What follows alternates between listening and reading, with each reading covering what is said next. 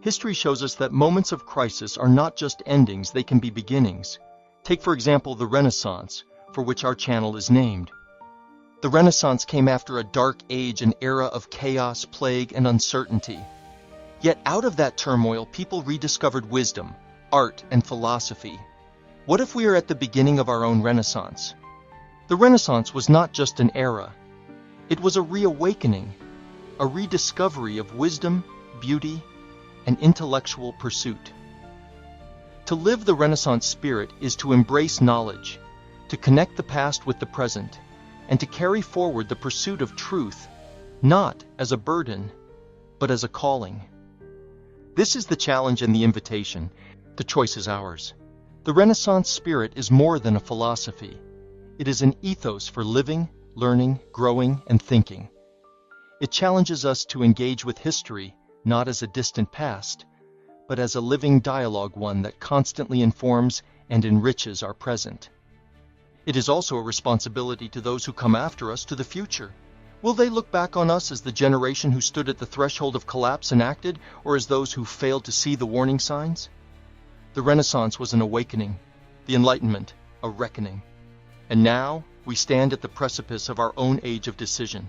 To embrace truth, knowledge, and compassion is to open the world not just to ourselves, but to all of humanity. To be better stewards of the earth and of each other. History has not died, only our understanding of it has. But it is never too late to awaken. And maybe, just maybe, if we awaken, we can engage with the world, not just without being consumed by it, but while shaping it into something better. If history teaches us anything, it is that tyranny thrives when good people do nothing. The Renaissance spirit isn't just about personal growth, it's about moral courage. So where do we stand today in the face of injustice? The Renaissance spirit is more than a philosophy. It is a responsibility, a commitment to truth, knowledge, justice, and the idea that history is not just something we inherit, it is something we shape. Today, history stands at a precipice.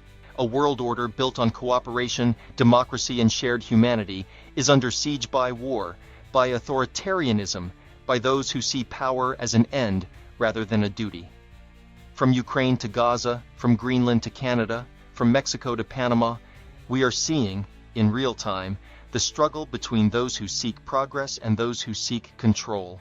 The Renaissance spirit demands that we stand with those who resist tyranny, not those who enable it. It demands that we reject the isolationism that abandons allies, the cynicism that shrugs at suffering, and the transactional politics that turns human lives into bargaining chips. And so we stand with Europe, with NATO, with the defenders of democracy and self-determination. We stand with Ukraine against Russian aggression.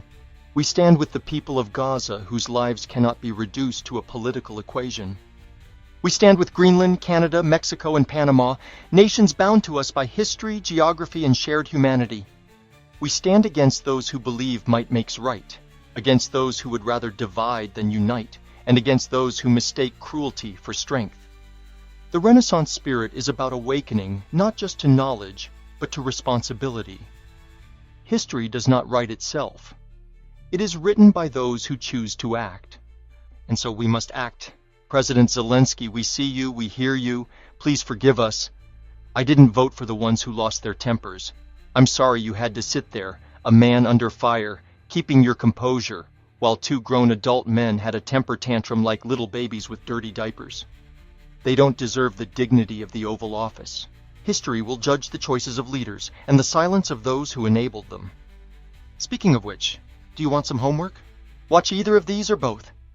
The first is Preserve, Protect, and Defend Trump's Biggest Lie, which discusses his unconstitutional actions so far, or for a philosophical journey on rights, watch the Universal Declaration on Equality, Human Rights, and Justice, which in an age where rights are being taken away when they should be expanded, I wrote a new Declaration of Rights.